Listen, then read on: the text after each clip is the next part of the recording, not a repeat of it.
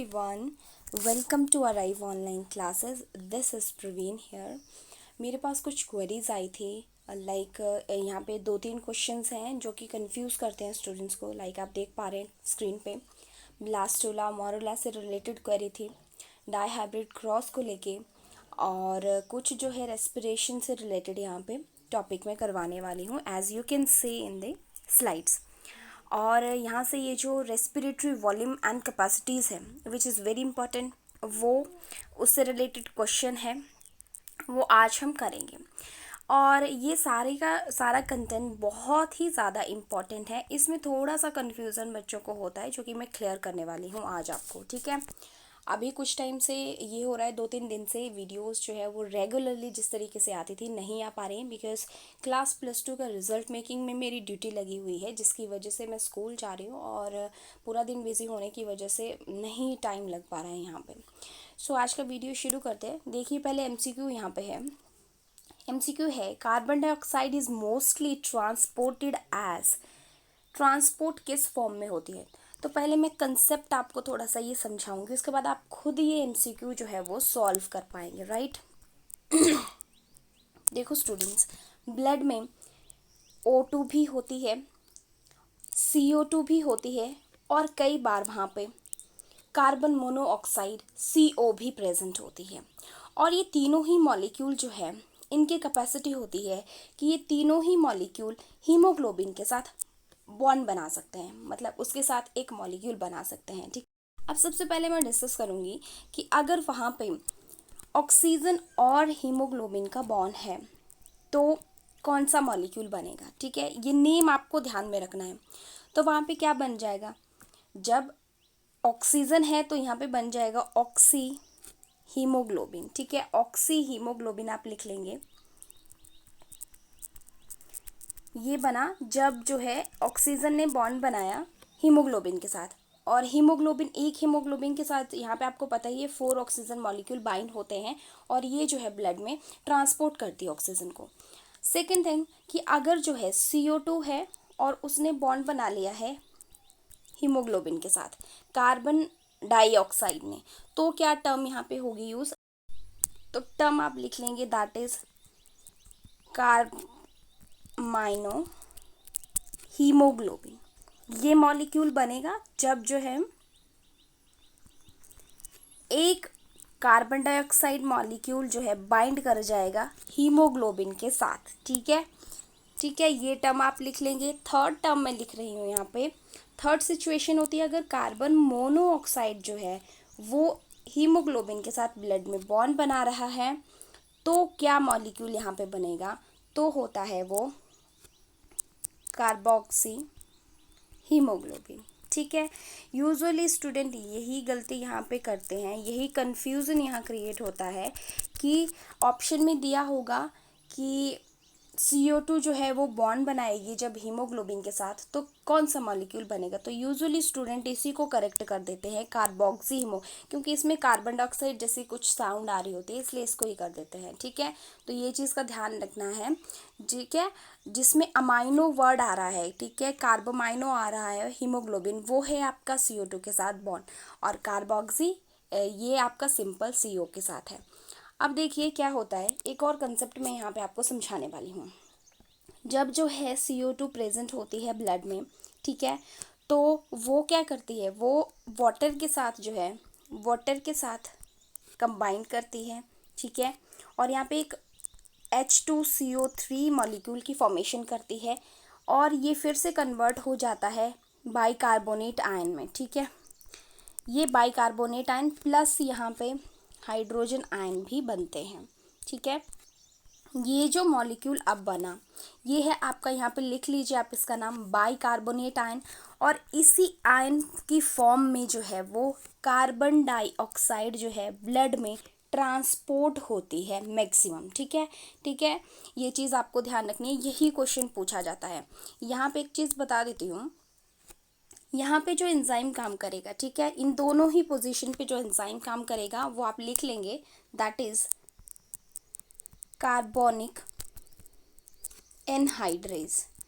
ये मैंने आपको एंजाइम पहले भी करवाया था फास्टेस्ट एंजाइम है ये काम करेगा और बहुत हाई कंसंट्रेशन में होता है ये एंजाइम, आरबीसीज के पास होता है और वहाँ पे ये इस रिएक्शन को कैरी आउट करता है, बाइकार्बोनेट आयन की फॉर्मेशन करता है और बाइकार्बोनेट आयन फिर ट्रांसपोर्ट होते हैं और जो CO2 है आपकी वो बाइकार्बोनेट आयन की फॉर्म में जो है मैक्सिमम ट्रांसपोर्ट होती है। ठीक है, तो ये एक बेसिक सा कॉन्सेप्ट था। यहाँ पे आप दे सकते हैं transport of carbon dioxide in the chemically modified form accounts for nearby 70% of total carbon dioxide transported in the attachment by the carbon dioxide conversion in the bicarbonate। मतलब सिंपल ये है कि जो आपका 70% ट्रांसपोर्ट है कार्बन डाइऑक्साइड का वो होता है बाइकार्बोनेट आयन की फॉर्म में। ठीक है, क्वेश्चन इस तरीके से भी रहता है प्राइमरीली कि CO2 इज़ ट्रांसपोर्टेड एज, इस तरीके से भी पूछते हैं।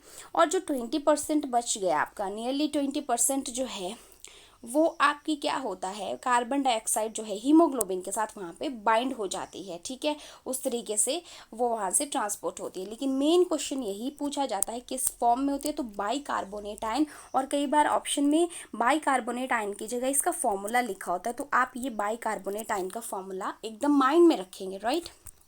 अब आइए, अब करिए जरा इस क्वेश्चन को सॉल्व। ठीक है, तो इसका आंसर आप बिल्कुल सही लगाएंगे, ऑप्शन डी जो है इसका बिल्कुल करेक्ट हो जाएगा। ठीक है, इसीलिए यहाँ पे मोस्टली वर्ड लिखा हुआ है क्योंकि 70% जो है वहाँ पे ट्रांसपोर्ट हो रही है एज बाइकार्बोनेट आयन। ठीक है, और जो 20% है वो ऑप्शन ए की हो जाएगा। ठीक है, 20% जो रेस्ट बचे, लेकिन मोस्टली जो है बाइकार्बोनेट आयन जो है होता है। और यहाँ पे ऑक्सी हीमोग्लोबिन क्या है, ऑक्सीजन एंड हीमोग्लोबिन मॉलिक्यूल का कॉम्बिनेशन है, दोनों मॉलिक्यूल जब साथ में हैं। आई होप ये कंसेप्ट क्लियर हो गया होगा, विच इज़ वेरी इंपॉर्टेंट। आइए दूसरी बात करते हैं, डाई हाइब्रिड क्रॉस के बारे में मुझसे बात की थी एक स्टूडेंट ने। तो देखो, डाई हाइब्रिड वर्ड यूज़ हुआ है विच मीन सबसे पहले क्या होगा, जब दो पेरेंट्स लेंगे, ये जो क्रॉसेस होते हैं ना, जैसे मोनो है, डाई हाइब्रिड क्रॉस है, ये दोनों ही F1 जनरेशन के क्रॉस की बात होती है, F1 जनरेशन के क्रॉस की बात होती है। तो यहाँ पे आप देखेंगे जब जो है पहले पेरेंट, यहाँ पे प्योर लाइन है, यहाँ पे देखिए, यहाँ पे थोड़ी सी पिक्चर ये क्लियर नहीं है, कैपिटल R और कैपिटल Y है, और यहाँ पे स्मॉल है, which mean round and yellow seed जो कि प्योर लाइन है। जब जो है गैमीट जो है सेम होंगे, ये प्योर लाइन इनको बोलते हैं हम, गैमीट्स इसकी प्योर लाइन बनेंगे और ये पेरेंट प्योर लाइन है। यहाँ पे इनका जो कॉम्बिनेशन आएगा F1 जनरेशन में वो हाइब्रिड आएगा, दोनों जब मिले तो हाइब्रिड बन गया। अब ये जो हाइब्रिड है ये डाई हाइब्रिड है क्योंकि इसके पास दो कैरेक्टर है, एज यू कैन सी। एक ये है round shape of seed and wrinkled, मतलब शेप ऑफ सीड के लिए एक करेक्टर है, दूसरा जो है कलर ऑफ सीड के लिए एक करेक्टर है, दो करेक्टर हैं, इसलिए दो हाइब्रिड यहाँ पे डाई हाइब्रिड क्रॉस हो रहा है। डाई हाइब्रिड क्रॉस को करने के लिए स्टूडेंट आपको यहाँ पे गैमीट्स बनाना आना चाहिए। मोनो हाइब्रिड में तो इजी होता है, मान लो मैं यहाँ पे लिख रही हूँ कैपिटल T स्मॉल t, इसी की हम सेल्फिंग कर रहे हैं अगर, तो इसके तो गैमीट्स इजीली बन जाएंगे। यहाँ से क्या बन जाएगा, कैपिटल T और स्मॉल t ईजिली। लेकिन डाई हाइब्रिड में थोड़ा सा बच्चे कई बार कंफ्यूज हो जाते हैं, प्रैक्टिस से आ जाता है। जैसे ये है हमारे पास सिचुएशन है, देखिए सिचुएशन है हमारे पास capital R small r capital Y small y। तो गैमीट्स क्या बन सकते हैं, कैपिटल R के साथ जो है कैपिटल Y आ सकता है। सेकंड सिचुएशन कैपिटल R के साथ स्मॉल y भी आ सकता है। नेक्स्ट सिचुएशन हो सकती है स्मॉल y के साथ, स्मॉल r के साथ सॉरी, कैपिटल Y आ सकता है, और स्मॉल r के साथ स्मॉल y भी आ सकता है। ये चार प्रोबेबिलिटीज़ यहाँ पे बनती हैं और ये चार गैमीट ही यहाँ पे डाई हाइब्रिड क्रॉस में बनते हैं। ठीक है, क्योंकि डाई है, दो यहाँ पे करेक्टर हैं, चार गैमीट्स बन रहे हैं। मोनो हाइब्रिड में दो ही गैमीट बन रहे थे। फिर यही गेमीज जो है हम इसको इस पुनेट चार्ट में लिख देंगे, ठीक है। ये जो चार्ट है इस तरीके का, ये पुनेट नाम के साइंटिस्ट ने दिया था, जिसको हम पुनेट चार्ट कहते हैं।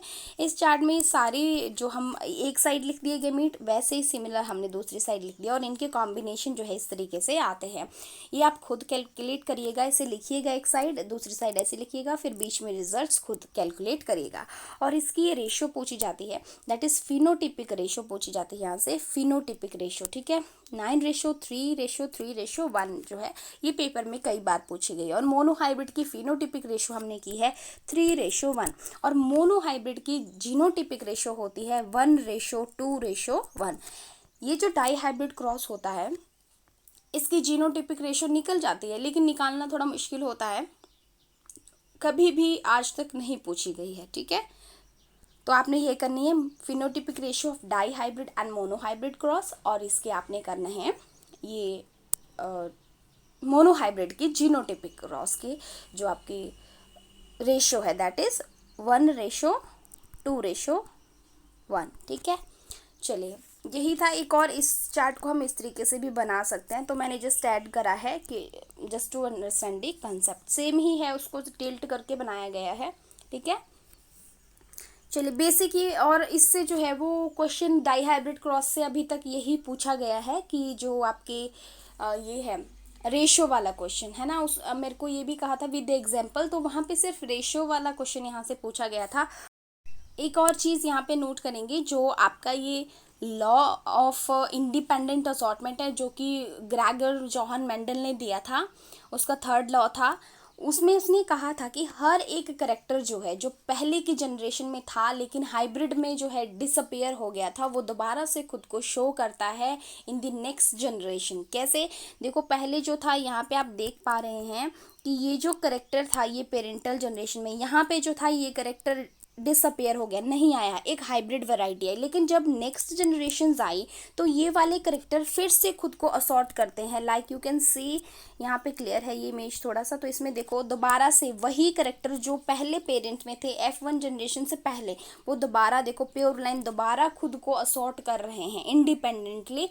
मतलब आप कह सकते हो कि हर एक करेक्टर खुद को रिप्रेजेंट करता है इन द नेक्स्ट जनरेशन। इसीलिए जो कुछ फीचर्स होते हैं पोते पर पोते के, वो अपने ग्रैंड पेरेंट्स से, ग्रेट ग्रैंड पेरेंट्स से मैच करते हैं, क्योंकि यही जो है वो जनरेशन का यही जो फंडा है वो चला होता है। इस वजह से वही मेंडल ने डिस्कस करा था अपने एक्सपेरिमेंट में। चलिए नेक्स्ट क्वेश्चन करते हैं। नेक्स्ट क्वेश्चन है, after a forceful expiration some air is left in the lung which is, उसको क्या कहते हैं? तो यहाँ पे ये क्वेश्चन आया है आपको रेस्पिरेटरी वॉल्यूम एंड कैपेसिटीज से। तो चलिए इनको समझते हैं, ये एमसीक्यू आप खुद सॉल्व कर लेंगे। देखिए, टाइडल वॉल्यूम, यहाँ पे वॉल्यूम होते हैं कुछ और कुछ कैपेसिटीज हैं जो कि आपको पढ़नी है। टाइडल वॉल्यूम जो है क्या होता है? वॉल्यूम ऑफ एयर इंस्पायर्ड और एक्सपायर्ड ड्यूरिंग नॉर्मल जब हम नॉर्मल सांस ले रहे हैं, कितना सांस छोड़ रहे हैं, कितना सांस हम अंदर ले रहे हैं नॉर्मली, उसी को हम टाइडल वॉल्यूम कह रहे हैं। इसकी रेंज आपको याद रखनी है, that is 6000 to 8000 ml of air पर मिनट। ये रेंज भी कई बार पूछी जा सकती है ना, पूछी जा सकती है आपसे, राइट। इंस्पिरेटरी रिजर्व वॉल्यूम क्या हुआ? Additional volume of air a person can expire after a forceful inspiration. क्या हुआ? जब आपने जोर से अंदर को सांस लिया, जोर से अंदर को सांस भरा आपने, उस टाइम पे कितना एडिशनल वॉल्यूम आपने अंदर लिया, कितना एडिशनल आपने अंदर लिया, वो हो सकता है कितना आपका 2500 से 300 ml, ठीक है। ये वॉल्यूम भी आपको याद रखना है। वैसे सिमिलर हो जाएगा कि एक्सपिरेटरी होगा तो मतलब जितना आपने छोड़ा वॉल्यूम बाहर एयर का, ठीक है, एक्सपायर किया बाहर को, आफ्टर अ फोर्स जोर से सांस छोड़ा, कितना ज़्यादा और छोड़ दिया, वो है आपका 1000 to 1100 ml, ठीक है। ये टाइडल वॉल्यूम बहुत बार पूछा गया है। रेजिडुअल वॉल्यूम आप समझेंगे, the volume of air remaining in the lung after a forceful expiration. जोर से हमने सांस छोड़ा फिर भी लंग्स में जो है कुछ वॉल्यूम रह जाता है। ये मैं आपको एक और चीज़ यहाँ से समझाऊंगी आफ्टर दिस, कि थोड़ा सा लंग में क्यों जो है वो वॉल्यूम एयर का बच जाता है, क्या उसका रोल रहता है, वो भी इम्पॉर्टेंट है। तो वो कितना होता है, वो अबाउट जो है 1100 to 1200 ml होता है, ठीक है। नेक्स्ट है आपका inspiratory capacity, total volume of air a person can expire after a normal expiration. Inspire है मतलब कितना इंसान जो है वो अंदर सांस ले सकता है नॉर्मल ब्रीद आउट करने के बाद, सांस छोड़ने के बाद कितना सांस अंदर ले सकता है, कितनी उसकी सांस लेने की कैपेसिटी है, वो इंस्पिरेटरी कैपेसिटी है, ठीक है। तो ये जो है टाइडल वॉल्यूम और आई वी आर है, ठीक है, that is inspiratory reserve volume, ठीक है। ये जो है वो टोटल हो जाएगा उसका, कितना टाइडल वॉल्यूम नॉर्मल होता है, टाइडल वॉल्यूम क्या बताया था कि नॉर्मली कितना सांस ले रहा है, और आई वी आर बताया था कि फोर्सफुली कितना ले सकता है अंदर। तो मतलब नॉर्मली और फोर्सफुली दोनों को प्लस करके ये कैपेसिटी है कि कितना ज़्यादा, मतलब सिंपली आप समझो इंस्पिरेटरी कैपेसिटी हम जो है कितना ज़्यादा से ज़्यादा सांस अंदर ले सकते हैं, चाहे वो नॉर्मली है चाहे वो फोर्सफुली है, ठीक है, चाहे हम ज़ोर से सांस ले रहे हैं चाहे हम नॉर्मली सांस ले रहे हैं, वो हमारी कैपेसिटी है सांस अंदर लेने की, इसीलिए इंस्पिरेटरी कैपेसिटी समझ लेना आप। तो टाइडल वॉल्यूम था हमारा कि नॉर्मली हम सांस कितना अंदर ले रहे हैं, और IVR था हमारा इंस्पिरेटरी रिजर्व वॉल्यूम कि हम जो है फोर्सफुली कितना हम सांस अंदर ले सकते हैं। तो दोनों चीज़ें आ जाएंगी इसमें, ठीक है। वैसे ही एक्सपिरेटरी हो जाएगा उल्टा, ठीक है, कि हम नॉर्मली कितना सांस छोड़ रहे हैं और फोर्सफुली कितना सांस छोड़ सकते हैं, दोनों चीज़ें आ जाते हैं आपकी एक्सपिरेटरी कैपेसिटी में, ठीक है, सांस छोड़ने वाली कैपेसिटी में, ठीक है। नेक्स्ट है आपका functional residual capacity, volume of air that will remain in the lung after normal expiration, ठीक है, वो हुआ आपका क्या, दैट इज FRE, ठीक है, फंक्शनल रेजिडुअल कैपेसिटी है वो, ठीक है। वॉल्यूम और कैपेसिटी दोनों अलग है, ठीक है। यहाँ पे ये जो है किसका, यहाँ पे आ जाएगा ये जो ERV है that is expiratory reserve volume plus RV that is residual volume, दोनों आ जाएगा, ठीक है। वाइटल कैपेसिटी भी पूछा जाता है, the maximum volume of air a person can breathe in after forceful expiration, कितना सांस जो है एक इंडिविजुअल ले सकता है, ठीक है, आफ्टर फोर्सफुल जोर से सांस छोड़ने के बाद कितना सांस अंदर ले सकता है, कितनी कैपेसिटी है उसकी, दैट इज वाइटल कैपेसिटी। और ये जो है EVR tidal volume and IVR इन दोनों का क्या रहता है, मतलब प्लस रहता है, इनको प्लस करके ये आता है, राइट। नेक्स्ट जो है टोटल लंग कैपेसिटी, कि कितना वॉल्यूम एयर का accommodated in the lung at the end of forceful inspiration, ज़ोर से सांस लिया कितना अंदर वॉल्यूम जो है इकट्ठा हो गया, वो सारा सबको प्लस कर देंगे तो क्या आ जाएगा आपका, सभी कैपेसिटीज़ को सभी वॉल्यूम को प्लस किया तो वो आपका टोटल लंग कैपेसिटी आ जाएगा। मैक्सिमम यहाँ से क्या पूछा जाता है जो आपको बिल्कुल ध्यान रखना है, that is vital capacity, total lung capacity and यहाँ से residual volume and tidal volume बहुत बार पूछा गया है, इनके वॉल्यूम भी ध्यान रखने हैं और इनकी डेफिनेशंस भी। तो अब ये स्क्रीनशॉट ले लो और इस क्वेश्चन को खुद सॉल्व करना आप, ये जो कैपेसिटीज़ हैं यहीं से ये क्वेश्चन है और यहीं से आप इसको सॉल्व कर पाएंगे, ठीक है। वाइटल कैपेसिटीज़ का रॉन्ग आंसर है, इसके बाद आप देख लेंगे, ठीक है। ये जो टिक लगाया है मुझे किसी ने भेजा था, ये इसका आंसर नहीं होगा, आप इसको देख लेंगे। चलिए नेक्स्ट क्वेश्चन देखते हैं। अब मैंने कहा कि कुछ अमाउंट जब हम सांस ज़ोर से छोड़ देते हैं उसके बाद भी कुछ जो है अमाउंट एयर का हमारे लंग में रहता ही रहता है।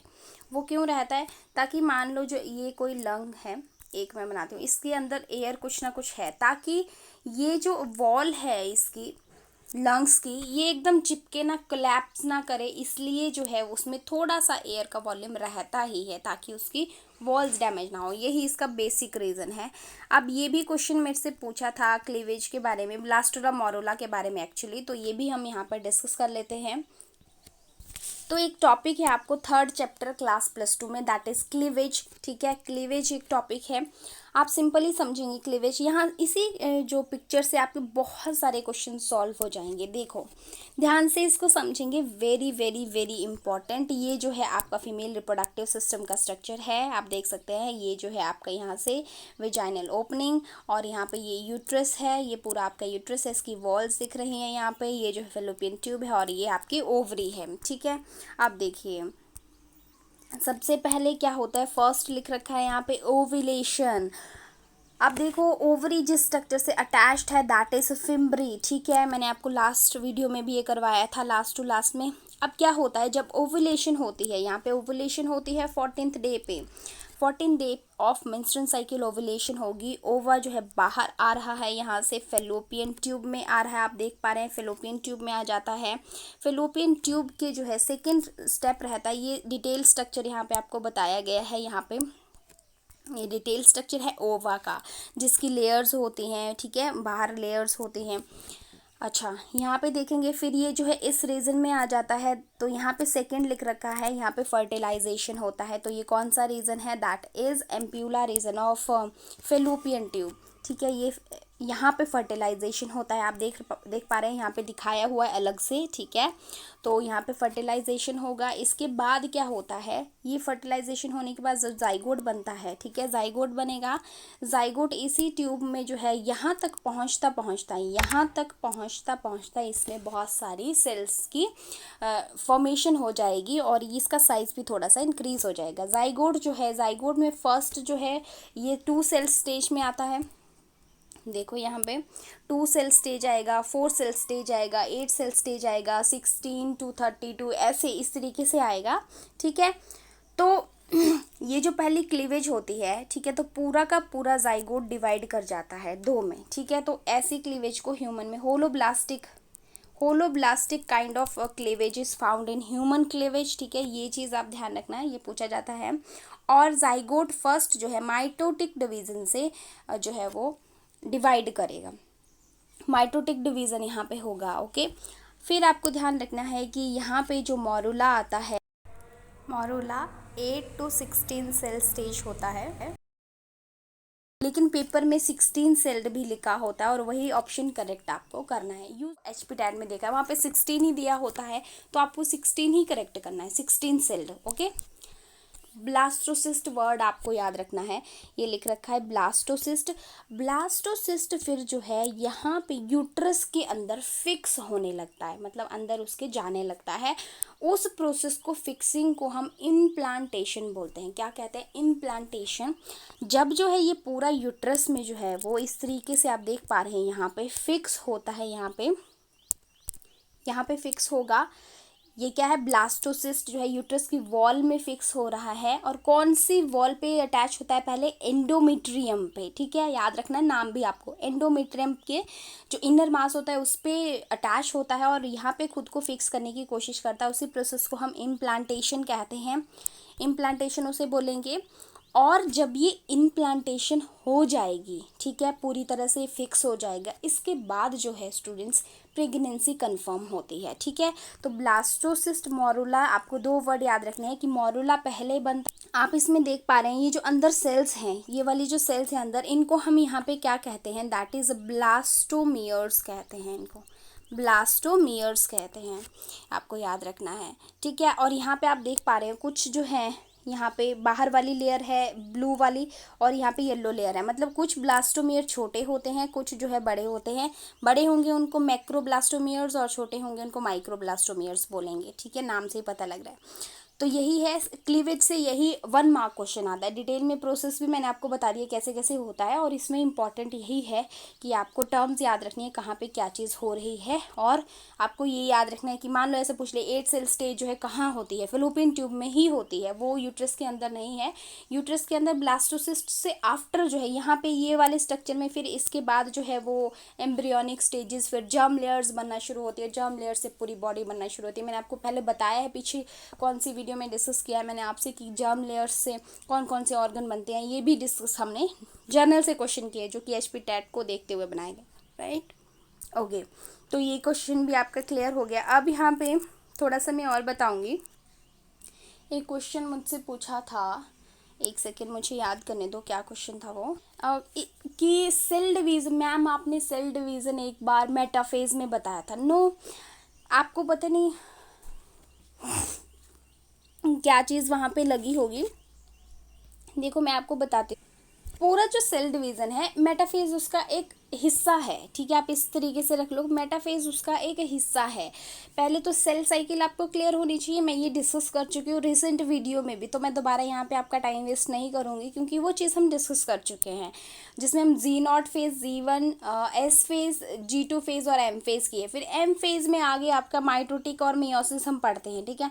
माइटोटिक डिवीज़न को इक्वेशनल डिवीज़न बोलते हैं और मियोसिस को हम जो है वो रिडक्शनल डिवीज़न बोलते हैं, क्योंकि उसमें रिड्यूस हो जाता है क्रोमोसोम नंबर। अब इसमें आपको कौन कौन सी, अगर माइटोसिस में बोल रही हूँ तो माइटोसिस की कौन कौन सी स्टेजेस हैं, प्रोफेज, मेटाफेज, एनाफेज, टीलोफेज। लेकिन यहाँ पे क्या होता है, जो एक स्टेज है आपकी that is meiosis one. Meiosis one की भी आगे हम बहुत सारी स्टेजेस पढ़ते हैं, जिसमें से प्रोफेज वन की, prophase one of meiosis one की आगे फर्दर स्टेजेस हैं, वहाँ से बहुत ज़्यादा क्वेश्चन जो है पूछे जाते हैं। चलिए उनको डिस्कस कर लेते हैं यहाँ पे। तो देखो यहाँ पे एक क्वेश्चन पूछा जाता है आपका जाइगोटीन से, ठीक है। जो जाइगोटीन है आप लिख लें, मेन पॉइंट मैं आपको यहाँ पे लिखवाने वाली हूँ। जाइगोटीन से क्या क्वेश्चन पूछे जाते हैं, तो वहाँ पे होमोलोगस पेयरिंग होती है, होमोलोगस क्रोमोसोम की पेयरिंग हो जाती है, होमोलोगस क्रोमोसोम, ठीक है। मतलब इस तरीके से जो होमोलोगस होंगे आपस में पेयरिंग कर लेंगे, ठीक है। यहाँ पे इस तरीके से पेयर्स में आ जाएंगे, ये एक जैसे पेयर्स में आ जाएंगे और बाइवेलेंट बनाते हैं। यहाँ पे ये बाइवेलेंट की फॉर्मेशन करते हैं, ठीक है, बाइवेलेंट टेट्राड, ठीक है। सिनेप्स जहाँ पे बन जाता है, ठीक है, सिनेप्टिक कॉम्प्लेक्स, मतलब कि यहाँ पे ये आपस में जो है कॉम्प्लेक्स क्रिएट करते हैं, बाइवेलेंट फॉर्मेशन और सिनेप्स आपको याद रखना है। फिर क्रॉसिंग ओवर का पूछा जाता है, तो एक स्टेज है दैट इज़ पैकिटीन, ये बहुत बार पूछी गई स्टेज है। पैकिटीन मियोसिस वन प्रोफेज वन की स्टेज है, जिसमें जो है वो क्रॉसिंग ओवर होती है। जो क्रोमोसोम है वो आपस में इस तरीके से क्या करते हैं, जैसे ये एक क्रोमोसोम है, मान लो ये कोई दूसरा क्रोमोसोम है, ये इसको ऐसे क्रॉस करेगा, इसका ये वाला पोर्शन जो है आपस में, मतलब जो दो, मैं एक ही ब्रांच यहाँ पे आपको बता रही हूँ, दूसरा क्रोमोसोम जो है इसके साथ इस तरीके से क्रॉस करेगा, इस तरीके से क्रॉस करेगा, ठीक है। तो पैकिडीन में क्रॉसिंग ओवर होता है, ठीक है, ये चीज़ आपको याद रखनी है। नेक्स्ट, और यहाँ से एक आता है आपको, एक एंजाइम था क्रॉसिंग ओवर में, एक एंजाइम इन्वॉल्व होता है, उसका नाम आपको याद रखना है, recombinase enzyme, as given in NCERT. तो रिकॉम्बिनेज एंजाइम जो है क्रॉसिंग ओवर में इन्वॉल्व होता है, ठीक है, ये आपको याद रखना है। तो ये मेन चीज़ें पूछ जाती हैं। फिर एक कॉमन क्वेश्चन रहता है, कौन सी सेल डिवीज़न की या सेल साइकिल की या कुछ भी पूछ सकते हैं क्वेश्चन, ऐसी कौन सी स्टेज होती है जिसमें जो आपके क्रोमोसोम्स होते हैं वो एकदम इक्वेटोरियल प्लेट पे आके अरेंज हो जाते हैं इस तरीके से, मतलब जैसे ये है सेल, तो ये क्रोमोसोम जो है इक्वेटोरियल प्लेट यहाँ पे आके अरेंज हो जाएंगे इस तरीके से, ये कौन सी स्टेज होती है, तो यहाँ पे आपका आंसर हो जाएगा मेटाफेज स्टेज, ठीक है, मेटाफेज स्टेज। ये क्वेश्चन भी पूछा जाता है। और कौन सी स्टेज ऐसी होती है जिसपे जो क्रोमोसोम होते हैं वो यहाँ पे पोल्स की तरफ जो है जाना बिल्कुल शुरू कर देते हैं पोल्स पे, तो वो होती है आपकी एनाफेज, एनाफेज स्टेज, ठीक है। और इसी चैप्टर से जो cell cycle and cell division का चैप्टर है ये मैंने करवाया है वैसे पूरा, ठीक है। तो इसमें जो है आपको एक एस फेज़ ध्यान में रखनी है, बार बार ये एचपी टेट पूछता है फेवरेट क्वेश्चन की, एस फेज़ में जो है वो डीएनए की रेप्लिकेशन होती है, जो कि सेल साइकिल की एक फेज़ है। और सीक्वेंस इसका याद रखना है आपने, G1 पहले आती है, फिर एस आती है, फिर G2 आती है, इसके बाद ये जो है वो पूरी तीनों किसका पार्ट है, इंटरफेज का पार्ट है, ठीक है। ये मैंने सारा एक्सप्लेन करा, इंटरफेज, फिर इसके बाद आ जाती है एम फेज, ठीक है, और एम फेज से फिर दोबारा ये आ जाती है, और इसी तरीके से ये साइकिल चलती है इसी तरीके से, ठीक है। ओके, तो ये थी क्वेरीज जो मुझे आई थी, जो मैं ज़रूर लेती हूँ। आपकी भी कोई क्वेरी होगी तो आप मुझे कमेंट सेक्शन में छोड़ सकते हो। जो कोई क्वेश्चन है आपको समझ नहीं आ रहा हो, या आपकी कोई और क्वेरी हो जो कि आप समझना चाहते हो बिफोर टेट, तो मैं वो क्वेरी लेती हूँ। पहले भी मैंने ऐसे क्वेरीज से क्वेश्चन प्रिपेयर किए हैं जो कि आपको प्रोवाइड हो गए हैं। और जिसने मुझसे ये डाई हाइब्रिड क्रॉस बोला था करवाने को, उसने कहा था 11 से पहले प्लीज़ करवा देना। यस, तो ये अपलोड हो जाएगा अभी। और चलिए, तो नेक्स्ट वीडियो में मिलते हैं। यस, मैं आपको बता दूं, नेक्स्ट वीडियो में मैं जो है वो आपको हॉर्मोन्स वाला एक रिवीजन करवाऊंगी, क्योंकि वहाँ से भी क्वेश्चन हमेशा ही जो है वो रहता है। ठीक है, thank you so much for watching this video. Have a nice time, bye bye. आप हमारे चैनल को सब्सक्राइब कर सकते हैं और देख सकते हैं बहुत सारी डिफरेंट प्लेलिस्ट में डिफरेंट वीडियोस। जैसे कि मैं आपको यहाँ बता दूं कि हमने टॉप 100 एनसीईआरटी क्वेश्चन की सीरीज़ जो है, जिसमें क्लास वाइज, ये क्लास +2 के लिए सीरीज़ सेपरेट है, जिसमें हम बहुत सारे चैप्टर्स कर चुके हैं और अपकमिंग डेज में नेक्स्ट चैप्टर भी कंप्लीट कर लेंगे। इसके बाद एक सीरीज़ यहाँ पे इंपॉर्टेंट आपको मिलती है, जो है टारगेट HPTET बायोलॉजी सेक्शन के लिए। इसमें जो है बायोलॉजी रिलेटेड जितने भी अकॉर्डिंग टू HPTET क्वेश्चन जो है वो डाले गए हैं, वो क्लास +1 क्लास +2 के अकॉर्डिंग और प्रीवियस ईयर क्वेश्चन के अकॉर्डिंग है। एक रीसेंट हमने सीरीज शुरू की है, that is target HPTET chemistry section, और इसमें भी इंपॉर्टेंट केमिस्ट्री के बेसिक्स जो है वो रहते हैं। एक प्लेलिस्ट आपको मिल जाएगी जिसमें बायोमॉलिक्यूल हमने जो है वो कंप्लीट किया है, बायोमॉलिक्यूल के बेसिक प्लस इसमें सारे नोट्स भी आपको मिल जाएंगे। ये जो प्लेलिस्ट है इसमें HPTET से रिलेटेड जो नोटिफिकेशन वगैरह होता है उसको हम जो है अपलोड करते हैं। इसके बाद जो है बायो बूस्टर सीरीज आपको मिल जाएगी वेरी इंपॉर्टेंट टॉपिक्स के लिए, जिसमें आपको कुछ टॉपिक्स की ट्रिक्स और हैक्स में मिलेंगे। इसके बाद बायोलॉजिकल क्लासिफिकेशन को हम कंप्लीट कर चुके हैं, सारे इंपॉर्टेंट क्वेश्चन विद नोट्स आपको इसमें मिल जाएंगे। क्लास +1 की टॉप 100 एनसीईआरटी की सीरीज आपको मिल जाएगी, जिसमें जो है हम काफ़ी ज़्यादा चैप्टर कंप्लीट कर चुके हैं क्लास +1 से भी। किंगडम एनिमेलिया के लिए सेपरेट एक वीडियो जो है वो प्लेलिस्ट आपको मिल जाएगा, जिसमें हमने कोर डेटा की क्लासेस को अभी डिस्कस नहीं किया है, रेस्ट हमने सारे के सारे फाइलम्स उनसे रिलेटेड क्वेश्चन जो है डिस्कस कर लिए हैं। इसके बाद HPTET की प्रीवियस ईयर क्वेश्चन की सीरीज है, क्लास 9 की बायोलॉजी है, ठीक है। और इसके बाद आप देख सकते हैं कि इसमें आपको जो है, इसके बाद आप देख सकते हैं क्लास +2 की रिप्रोडक्शन इन ऑर्गेनिज्म की जो है वीडियोस आपको मिल जाएंगी। 10th क्लास के CBSE NCERT की जो है वीडियोस आपको मिल जाएंगी, और ह्यूमन फिजियोलॉजी सेक्शन जो है वो क्लास +1 का डिटेल्स इसमें आपको मिल जाएंगी, जो कि बहुत इंपॉर्टेंट रहता है। So these are very very important playlist for you. You can go through the channel and watch the different videos. They may be helpful for your examination. Thank you so much for watching. Bye.